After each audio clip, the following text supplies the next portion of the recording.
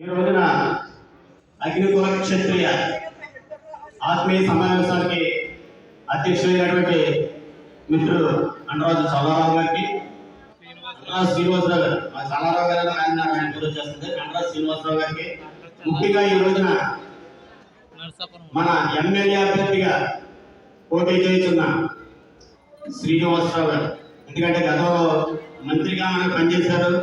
మాకు నరసాపురం నియోజకవర్గం కూడా ప్రభుత్వ హాస్పిటల్ ఓపెనింగ్ కూడా వచ్చి ఆ హాస్పిటల్ ఓపెనింగ్ చేసిన వ్యక్తి. ఆ రోజుల నుంచి కూడా ఆయన అంటే ఒక గౌరవ అభిప్రాయం.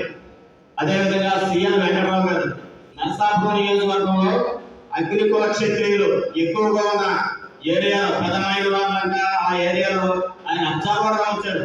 అబ్జర్వర్గా వచ్చి మన కులానికి సంబంధించిన విషయాలన్నీ కూడా తెలుసుకున్నారు. ఆ విధంగానే ఈ రోజున ఆయన మాట్లాడిన వింటే అది గుర్తొచ్చింది.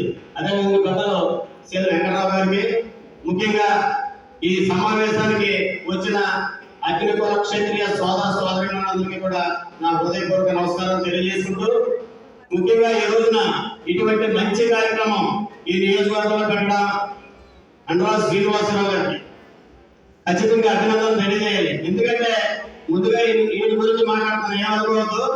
ఎందుకంటే ఇతను గత 30 సంవత్సరాలుగా నేను చూస్తూ ఉన్నా. ఎందుకంటే నేను అంతకు ముందు నుండి కూడా పార్టీలో ఉన్నా. నాకు ఓటు రాకముందు నుండి తెలుగుదేశం పార్టీ మీద అభిమానంతో, చంద్రబాబు ఎన్టీ రామారావు గారి మీద అభిమానంతో ఓటు రాకముందు నుంచి కూడా పార్టీలో కొనసాగుతూ, ఓటు వచ్చిన తర్వాత నా నరసాపురం నియోజకవర్గంలో కార్పొరేటర్ గా ఎన్నికయ్యా. అదేవిధంగా మనం 2014లో సార్ వచ్చే టైంకి అగ్రికల్చర్ మార్కెట్ కమిటీ చైర్మన్ గా ఉన్నా. ఈ రోజున మన అగ్నికుల క్షత్రియ సాధికార కమిటీ తెలుగుదేశం పార్టీ తరఫున అధ్యక్షులుగా మన ఆంధ్రప్రదేశ్ కి నాకు చంద్రబాబు నాయుడు గారు నియమించడం జరిగింది.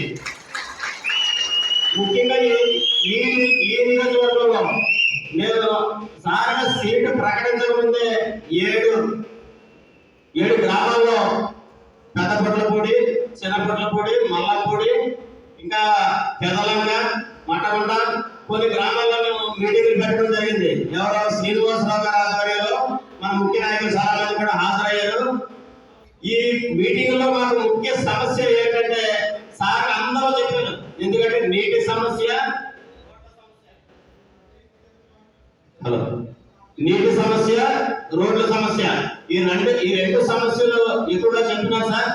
ఎందుకంటే ఇంతకు ముందు నా ముందు మాట్లాడిన చాలా మంది వ్యక్తులు మీరు చెప్పడం మీరు నోట్ చేసుకోవడం కూడా జరిగింది. ఎందుకంటే ఎవరో కూడా వాళ్ళ యొక్క వ్యక్తిగత సమస్యలు ఏ ఒక్కరు కూడా చెప్పలా. ప్రతి ఒక్కరు కూడా గ్రామ సమస్యల గురించి చెప్పడం జరిగింది. దయచేసి మా కాబోయే మంత్రివర్యులు గారు గమనించాలి. ఎందుకంటే కొంతమంది ఎస్టీలో చేర్చాలని, 45 సంవత్సరాలకే పెన్షన్ ఇవ్వాలని కొన్ని కోరికలు కోరడం కూడా జరిగింది. కానీ మొన్ననే మనకి తెలుగుదేశం పార్టీ ఎన్డీఏకి సంబంధించి ఒక మేనిఫెస్టో కూడా విడుదల చేయడం జరిగింది. అందులో కొన్ని, ఎందుకంటే మనకి సూపర్ 6 కార్యక్రమాల గురించి ఇక్కడ ఉన్న వాళ్ళందరికీ కూడా తెలిసాయి. ఎందుకంటే 3 సిలిండర్లు ఇవ్వడం కానీ, బస్సు ఉచితం కానీ, లేకపోతే చదువుకున్న వాళ్ళు ప్రతి సంవత్సరం 15,000 రూపాయలు చదువుకున్న పిల్లలకి. ఎందుకంటే ఈ జగన్మోహన్ రెడ్డి గారు కూడా ముందుకు మాట చెప్పారు, 15,000 రూపాయలు ఇంట్లో ఎంతమంది చదువుకుంటే అంతమందికి వేస్తారని చెప్పారు. కానీ కుటుంబంలో ఒకరికి వేయడం జరిగింది. అలా కాకుండా ప్రతి ఒక్కరికి వేసే విధంగా చంద్రబాబు నాయుడు గారు ఎన్డీఏ కూటమి అంతా కూడా ఈ మేనిఫెస్టో పెట్టడం జరిగింది. ముఖ్యంగా మన అగ్నికుల క్షత్రియులకు సంబంధించి కూడా మేనిఫెస్టోలో కొన్ని సపరేట్ గా అందరికీ ఇచ్చిన బీసీ కులాలకు అన్ని అందరికీ ఇచ్చిన కాకుండా కొన్ని ఎక్స్ట్రా పెట్టడం జరిగింది. ఎందుకంటే ఇందులో ఒక 217 అనే ఒక జీవో కూడా ఉంది. ఆ జీవోలో